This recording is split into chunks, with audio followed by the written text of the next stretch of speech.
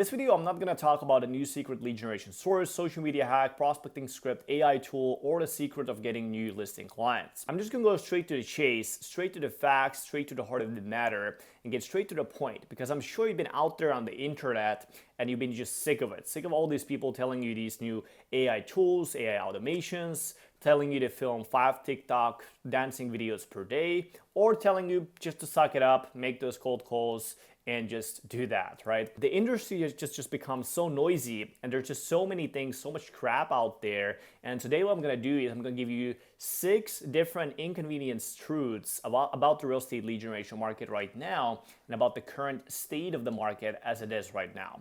And what I mean by that is that you've probably been noticing there's been some major shifts in the market.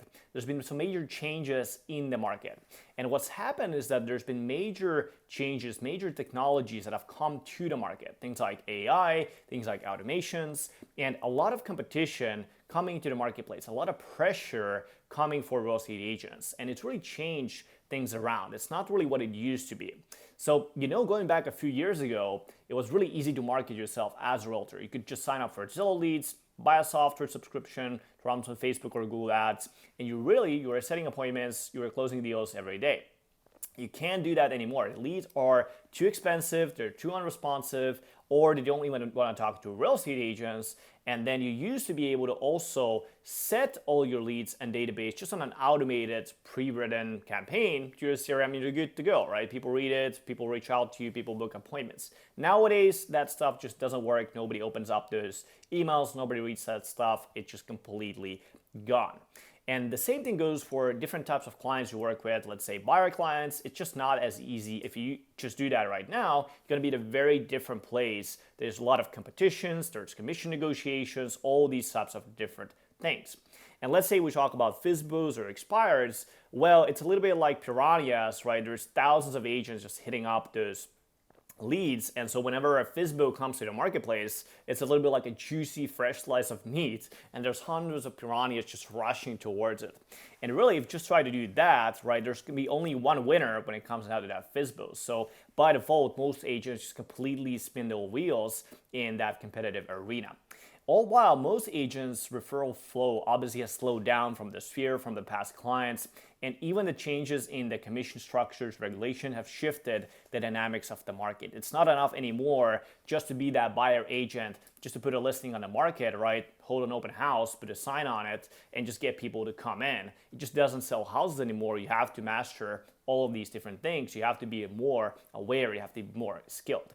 So really the point is, the market is not what it used to be, and I've seen a lot of people who are used to being that crushing agent, making a certain level of income, and then having to retreat back and are almost in kind of like a panic mode right now. And why you should listen to me in this video today, and what I mean by that, I'm sure you're wondering, well, why should I listen to this guy? There's so many people telling me to just double down on these things, right? Double down on cold prospecting, or double down on those dancing TikTok videos.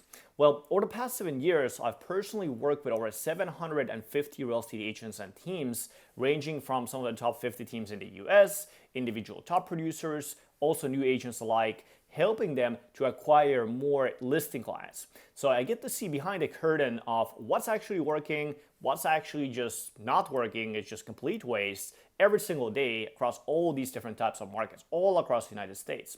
And what I can tell you is that there's massive culling going on right now with all these changes happening. Like Darwin said, it's not the strongest of the species that survives, it's the most adaptable ones.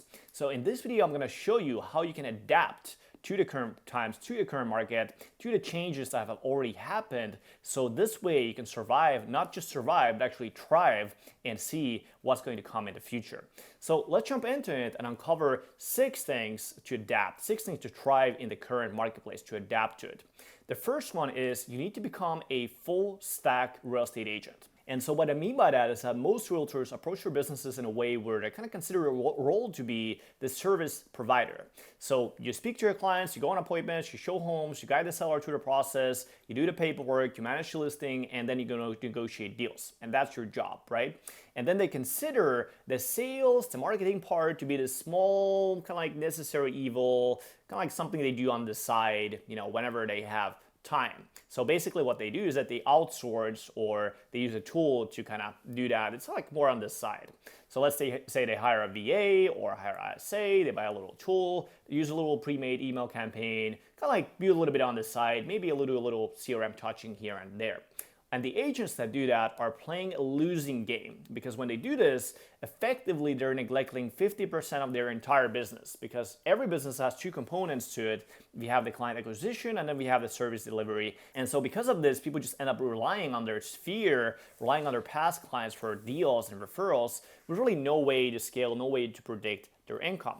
And so not only they're driving their businesses with 2 wheels instead of 4 wheels, but they're also making it very impossible for sellers to understand why they should work with them. Because if you look like everyone else, you market like everyone else, you say the same things as everyone else, there's nothing that makes you stand out, and it's impossible to compete. Why would there be a reason for them to work with you, right? So you end up dropping your commissions to compete. You end up really hating your business just by chasing people around, buying cold leads and everything else.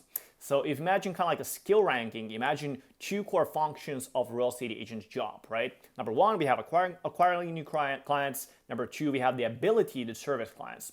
And on a scale of 0 to 100, most agents will be at 10 out of 100 in terms of their ability to acquire new clients, and about 50 out of 100 in their ability to service clients. If you look at an average agent, that's what it looks like. Now, if you want to scale, you want to win, you want to increase your income in the current marketplace, that's just not enough. It's not gonna cut it. If you want to win, scale to 6 figures, or even 7 figures a year, you need at least 90 out of 100 in both of these. Not just in your ability to service clients, but your ability to acquire new clients. And what I mean by a full stack realtor is that you should master both of these sides to 100, to as perfect as possible, not just one of them. You need to take control of both of these sides, client acquisition and the service delivery. And that means a lot of proactive learning, skill development, a lot of personal development required to be able to acquire these skills, to be able to acquire those dream clients you really want to, and implement these different strategies, implement these different tactics into your business. And what I mean is that you need to become more aware of the big picture of how your real estate business works. You need to become aware of the long term of what are different sequences, what are different things that are happening in the business, what are the different dynamics that increase your income, get you more clients, service your clients, and really the character traits you have to embody yourself successfully to run your real estate business like a real estate agent like that. Well, let's say something happens in your business, right? Let's say a deal falls apart, or let's say your lead generation slows down. How you respond to different changes, your technical ability, you have your intuition for what's great, what's good, what's bad, and really how everything in your business goes. So the agents that think that, hey, I'm just a real estate agent, right? I'm just gonna sell houses, I'm just gonna hold open houses, right? The marketing is not a big deal. Those types of agents are completely going to be gone. These types of agents are not going to survive in the next years coming forward. It's also the same, the people that think that, hey, I don't want to do any work. I just use a tool. I just use ChatGPT, right? People that think that way, they're not willing to put in the effort. They're not willing to learn these tools. They're not willing to invest in themselves.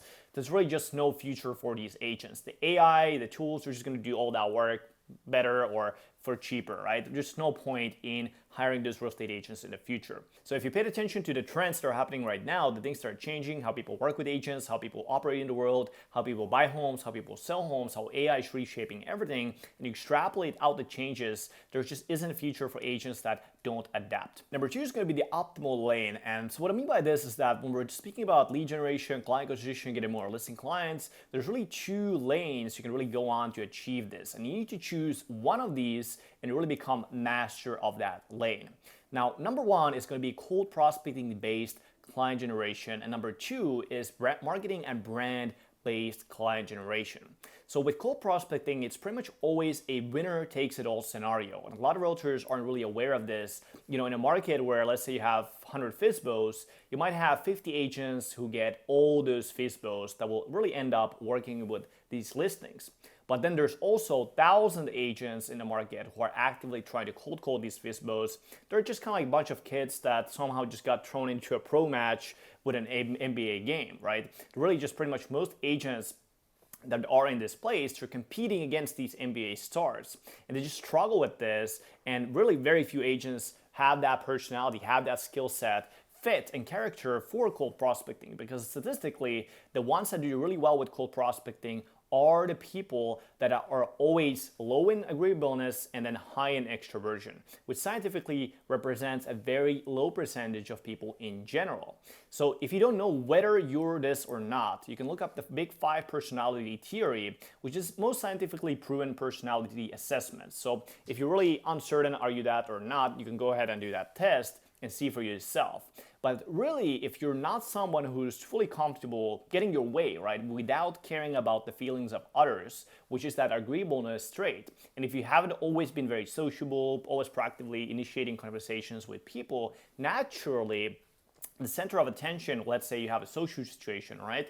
Well, then if you double down on prospecting, you try that, make that primary source of your income marketing strategy, you're really playing a losing game, because it's kind of like, let's say you're a short guy like Lionel Messi, right? You're great at soccer, you're amazing soccer players, but people throw you into an NBA final, you're competing against LeBron James, Kobe Bryant, right? Well, people are much more taller, they're much more bigger, they're much more faster in terms of that specific field. So no matter how much you practice, how much you force yourself to play the basketball, right, you just won't be able to compete against those people. They're just more fit naturally in that game, even though you were amazing at soccer. So same thing happens with marketing, right?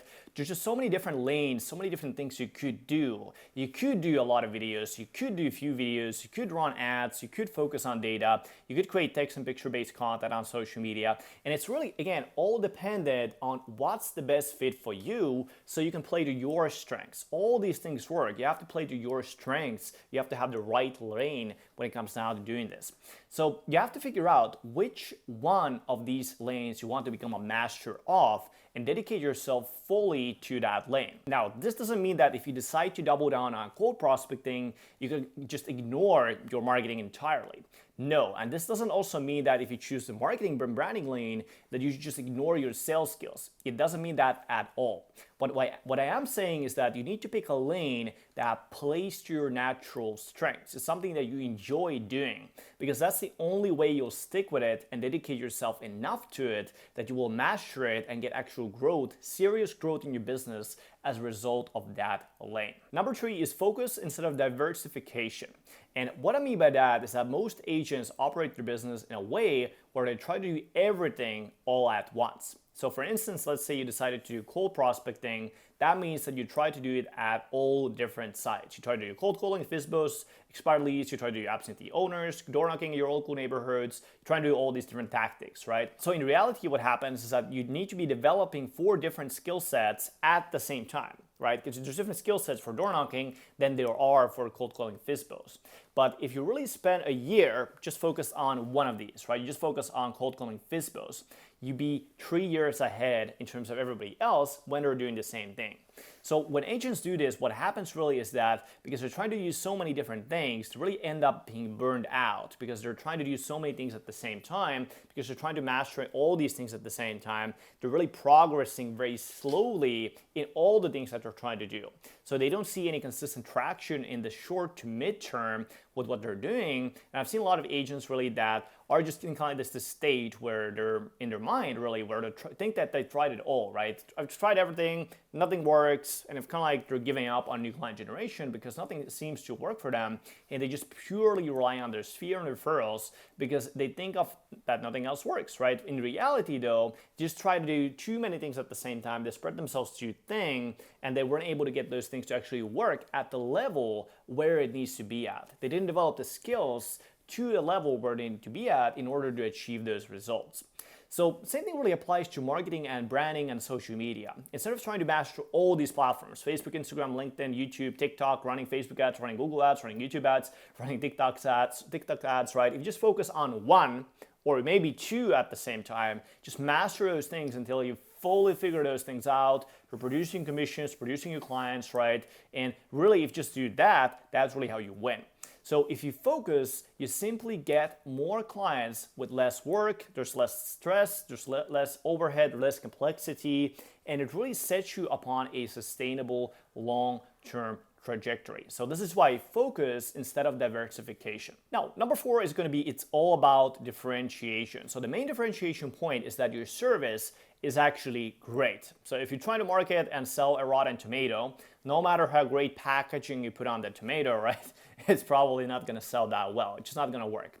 So the same applies to your service delivery, service generation, right? So think about this, right? If you ask your average real estate agent what differentiates you, they will tell you it's their service. So most agents want people to use their service instead of other real estate agents, obviously, right? But I mean, why should people? What's the concrete reason? Why should I work with them as opposed to everybody else? So when we base things on reality instead of just perception, actually look at the service of agents. There's still many agents today, when you go on Zillow, you look at these different listings, right? There's listings with 10-year-old phones, have bad pictures, bad descriptions, like nothing even makes sense in that listing, right? So if people work with you and they almost like regret it afterwards, they didn't like the service, they didn't like the process, right? It's a losing recipe. So the agents that are crushing it right now and will be indefinitely into the future are the ones that when they work with you, when they work with somebody, right, they'll be able to promise a great outcome and they will be able to deliver on that outcome and get those clients happy to the point where they really want to tell their friends, their relatives, their family, right, really about how much better of a realtor you were compared to anybody else they have ever met. So take your listing service, look at the listing service and ask yourself, okay, what's special about the process of me preparing this house for sale before it goes on the market? What's special about the way I market that property to get those people to really come to the property that no agent in the market actually does? So what's special about your negotiation methodologies you use, the overall process, you guide people through emotionally as well, and really what's the experience of working with you like? What is it like in terms of the vibe? Do people feel secure? Do they feel confident? Are you responsive, right? So you need to figure all of that stuff out. But you also need to go a step beyond this because the responsive agents in the market would actually an amazing service. And if you want to make things easy for yourself, you need to make sure that you're always in another class of your own, a different, completely unique category when people are looking at different real estate agents and never be in this red sea of these incestuous sharks, right, that everybody else is at. So what I mean by that is not only having an exceptional service, but packaging your service through marketing in a way that it's going to feel, look, sound compelling, sound different from other real estate agents, from what everybody else has already heard from other realtors. And before you do that, you need to make yourself stand out to get noticed in the first place so that people have the opportunity to learn about your service. The thing is, if nobody has ever known that you even exist in the first place, how could they possibly know that your service is the best one, right? There's just no way. And then the other thing is you can't be just a salesy realtor that is always there shouting about their service, always there about shouting about their listing commissions, always there shouting about their listings, right? So once you get people to notice you, you need to also build an actual human connection with people so that these people, they get to know you first on a human level. And when it comes down to real estate, they start to look up to you as that expert, trusted advisor, friend, so that they're receptive to whatever you're saying, whatever you're selling. Now, number 5 is scaling relationships. So what I mean by this is that if you look up the cold hard data from NAR, it's evident that most realtors get their listing clients from having relationships with local people. Only a small percentage of listing clients come through other means. So relationships and reputation you have with the local people that know you is the holy grail of real estate business based on cold hard data. But what most realtors do is that they don't really even nurture their relationships properly. That they have actually with their sphere, their past clients, their existing leads. They have these people already there waiting, right? But what they're receiving actually most of the times is just templated drip campaigns, newsletters, market updates that don't really even have any information that's locally relevant to these people. And so the sphere influence, the past clients is the base of your business. That's really is the lowest hanging fruit in terms of how easy it is to get clients. And most agents are not tapping into it. They're just passive about it, or they miss out on a lot of deals that they could easily scoop up while they're doing something completely different.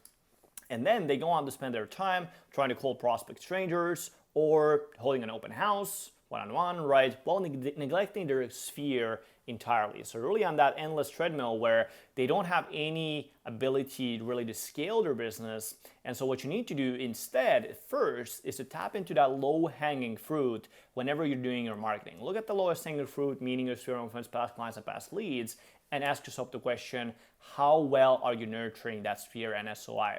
So for instance, as opposed to spamming people with drip campaigns or getting your VA to do some content and posting that on your social media or doing some generic mailers. So what if instead of doing that, right, you just spend 30 minutes a day creating personalized home equity reports to all the people that you already know locally, and then hopping on a quick 10-minute Zoom calls to go over those reports personally, and then asking those people that are going through that with that who would also find a report like this useful. And then in the process, get a few deals locked in immediately, get those people to really build a pipeline, right, for you based on those referrals, based on the service you provide. And then also, in addition to that, knowing, okay, where is your pipeline? What are people's life situations like? What are motivations like, etc. And you're basically doing this marketing, right, in a way where people are actually building reciprocity with you and you're building relationships in the meanwhile. And then now that you have your sphere covered, you need to spark more relationships. So you need to scale your relationships.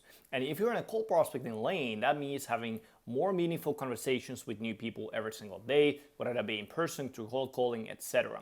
So the total number of relationships you have and maintain is always going to be trending up. And then if you're in the marketing and branding lane, what that means is something a lot of agents fail to realize is you don't need to interact with people one-on-one to build more relationships, but you can do that at scale, which not only saves you time, but gives you an insane amount of leverage. So in psychology science, it's called the parasocial relationships, which means that even if people don't see you personally, you don't talk to them personally, but they watch you through different media. Let's say you post text and picture-based posts on Facebook, or you create videos on TikTok, or you have digital conversations via messages. And over time, they start to feel like they know you just like they know their real friends. So all the while they have never met you in person, and you may not even know that person even exists.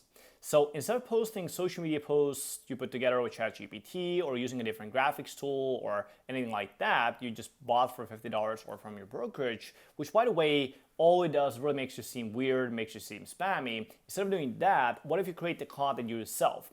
You're the person that's writing the post, you're the person that's creating the videos, you're the person that's writing the email broadcasts.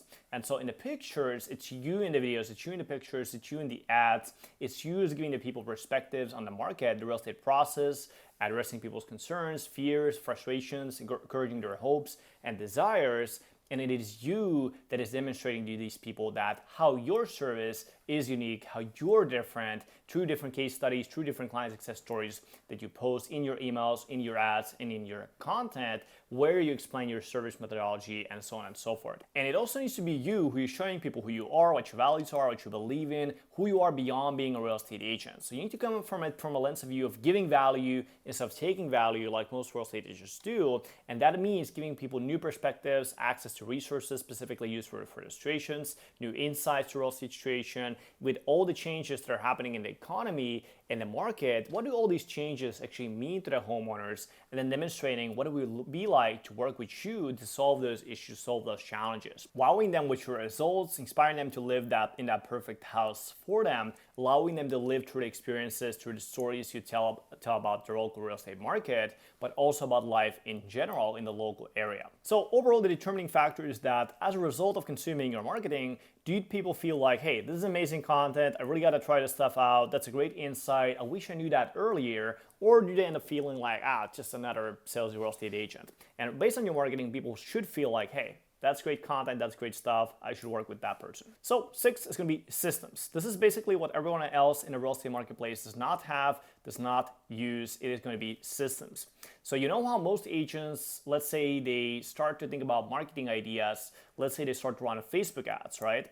And they have a couple $100 they put into Facebook ads, they run it for a little bit, see what happens, and now they get a deal from those sphere influence. So that falls in, right? And now they stop running the ads, they start spending time thinking about that house. Okay, what type of ad should I run? How should I list the house? How should I market the house? And really, that's what happens, right? They stop their marketing efforts, whether that be Facebook ads or that be cold calling, right? They stop doing that And then now they start focusing on this other thing. This other thing takes a lot of their time. And then a month later, they find themselves doing that same thing again, right? Now they think about, oh, how should I get more clients? I don't have any clients. Let's try something out, right? So people are kind of like in this rut where they have no idea where the next client is going to come from.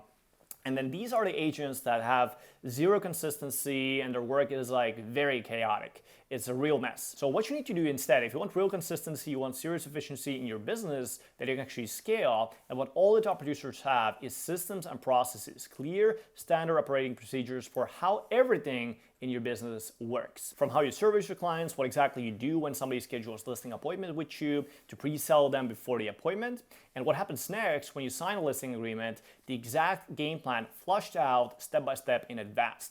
A process that you refine over time and perfect consistently to deliver amazing results over and over again for your clients and give them an amazing experience. You also need systems for your new client generation. So for lead generation, for nurturing, for how you do your sales calls, for appointments, for scripts, for structures that you really perfect and refine and adjust based on the market conditions, based on the feedback you're getting.